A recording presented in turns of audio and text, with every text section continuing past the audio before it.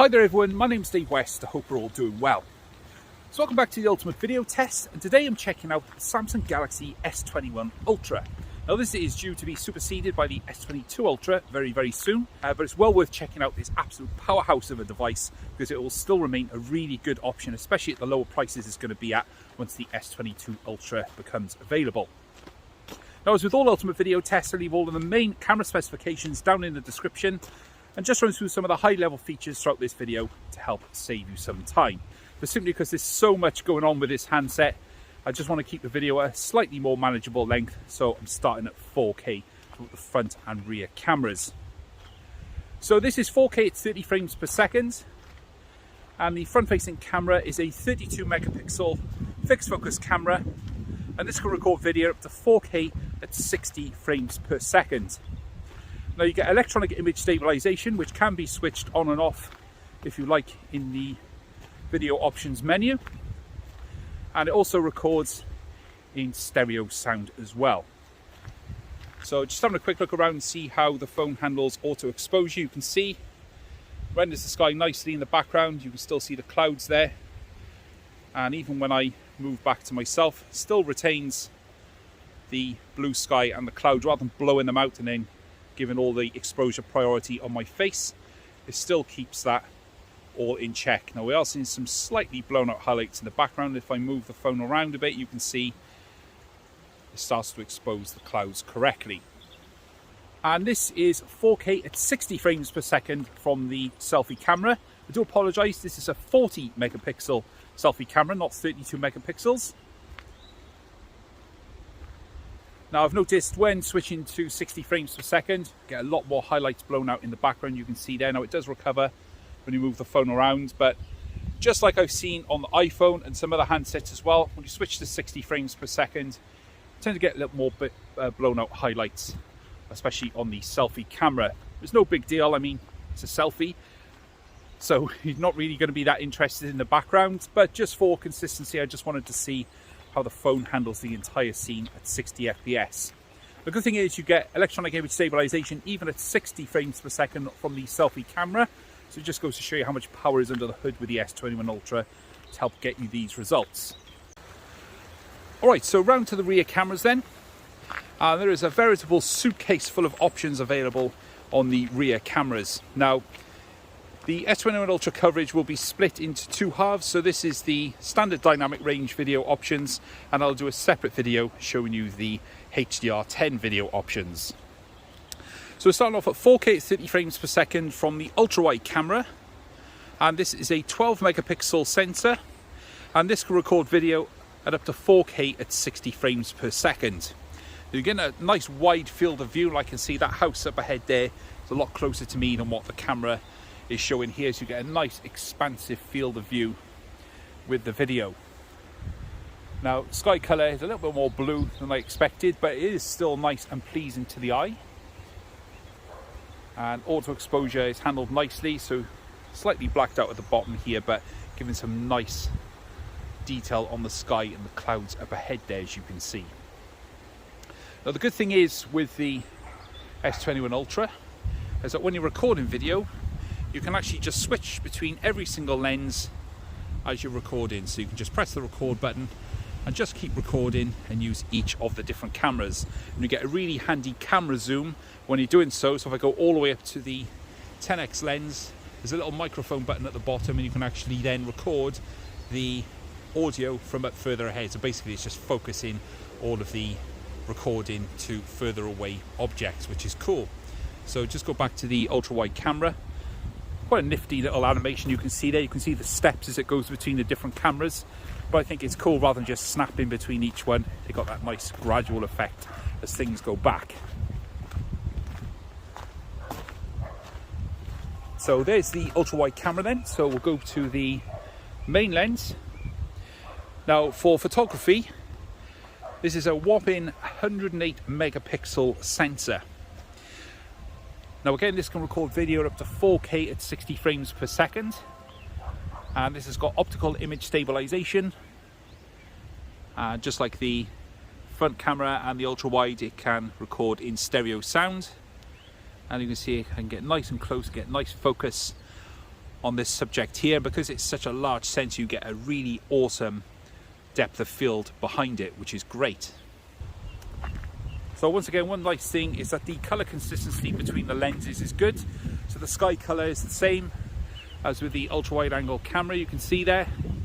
So you get good color consistency across the board. Looking out into the sunset in the distance again, the consistency between lenses with exposure and lighting and color is really impressive. So it's pretty much the same regardless of which you use. Some smartphone cameras, there's quite a big difference between those two particular lenses, but not with the S21 Ultra, which is good.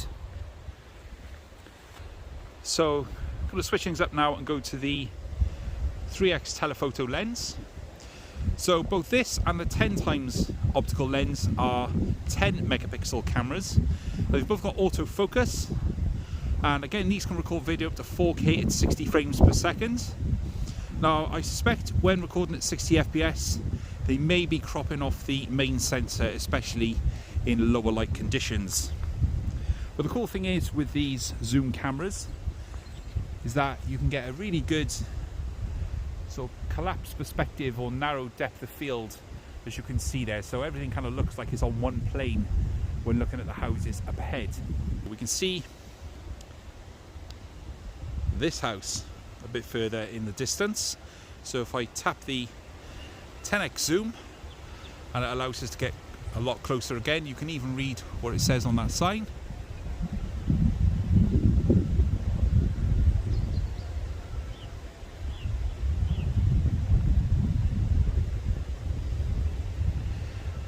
And even in video mode, I mean, it's impressive in just photo mode, but even in video modes, you can make out all the details on the brickwork there in that house, and on those as well. So it's really impressive actually to have these additional zoom lenses, especially for video.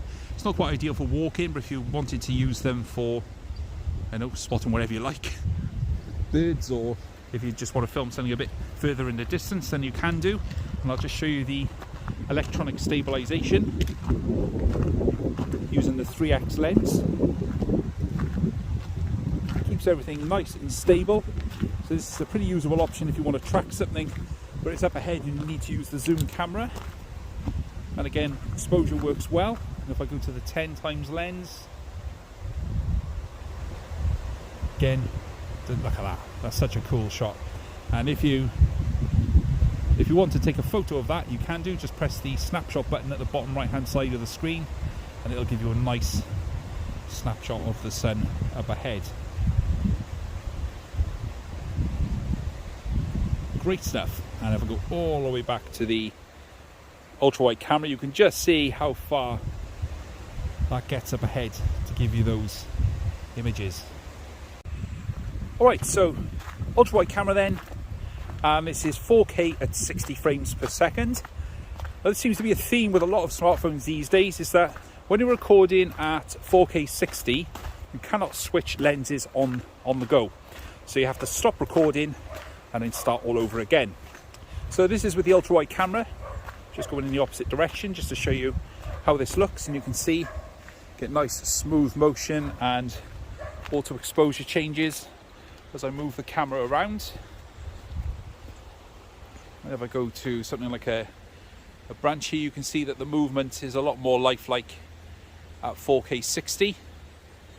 Very realistic, and the detail is really good as well. So you get an element of autofocus on this ultra wide angle camera. You just don't get the super depth of field that you do get off the main sensor. So here's the main sensor at 4K 60, again with the focus tracking, and you can see it does an amazing job of fixing the focus on this nettle leaf which is blown around. You can see the difference between the ultra wide camera is that the depth of field is super deep in the background, so you get a really big roll off just behind this leaf, as you can see there. So you get some really good detail on close-up subjects at the same time as well. Alright, so here's the 3 times lens then at 4K 60. I was suspecting slightly less ideal lighting. This is using the main lens to crop in, although I think at the moment it's just using the 10x camera, sorry, 3x camera. And we see some of these discarded bag or whatever that is in the distance there.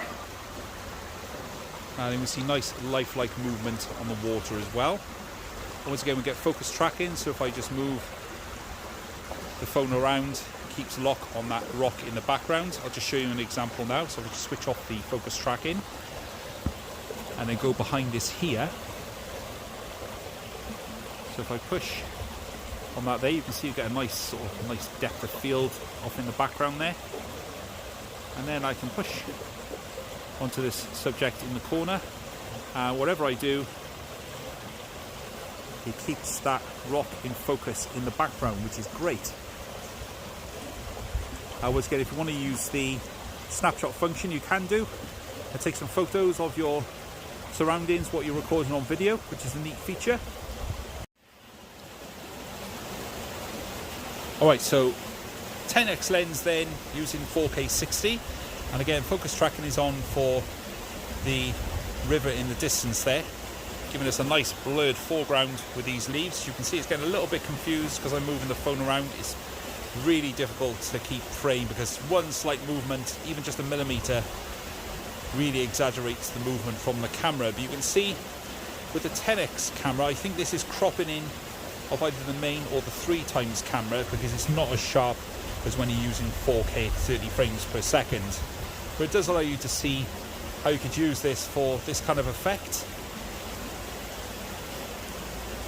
You can get really close to the object in front of you, as you can see there.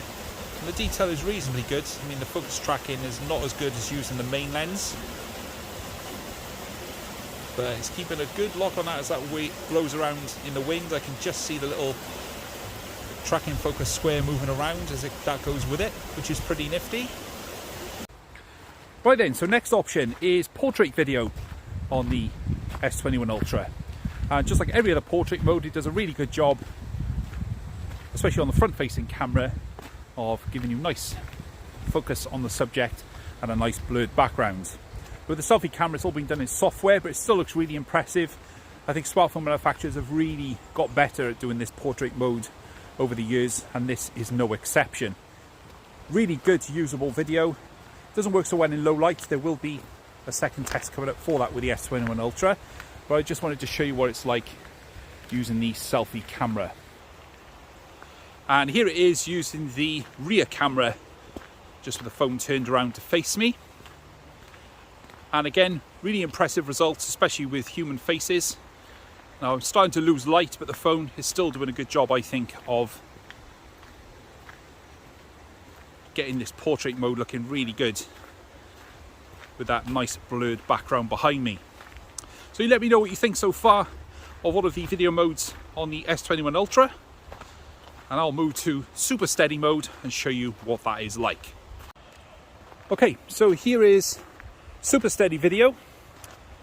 Now with the Samsung, you can actually use the ultra wide camera or the main camera for your super steady video, which is cool. Used to be just the, well, just one mode, which was the ultra wide camera cropped in to give you super steady motion and better stabilization. Now you can see this is at the expense of dynamic range. The sky is just completely blown out. If I look at it this way, I can move, you'll see the gradation of the colors in the sky, but that's at the expense of shadow detail. Now it only records it up to 1080p at 30 frames per second.